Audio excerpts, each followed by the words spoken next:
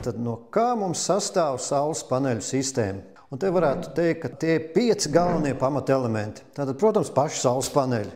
Un te ir atkal jāskatās uzmanīgi, kādas jaudas, kāda izmēra, un arī droši vien daudzus interesē arī, kā tas izskatīsies. Vai tie būs pilnīgi melni, vai tie būs melni ar baltām svītriņām pa vidu. Tas jau tīri no vizuāla efekta, bet to arī katru šo niansīti mēs piemeklēsim un atbilstoši jūsu vēlmēm arī piedāvāsim. Nākamā lieta, kas ir ļoti svarīga, tātad šo saules paneļu stiprinājumu, un tur ir arī ļoti daudz dažādas iespējas, jo tikpat iespēja, cik daudz dažādu jumtu segumi. Vai nu tas būtu bituma šindeļu jumts, vai tas būtu metāla jumts, vai tas būtu vienkārši plakanais jumts. Katram no šiem jumtiem būs nepieciešams saules paneļu stiprinājuma risinājums.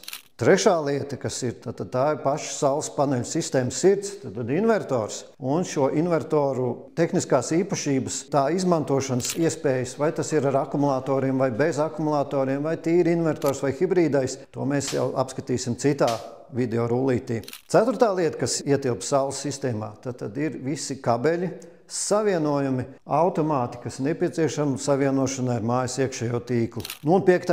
elements, kā kurš izvēlās, bet tad akumulators. Kā es minēju, mēs viņu varam likt, varam nelikt, bet es ieteiktu uzlikt.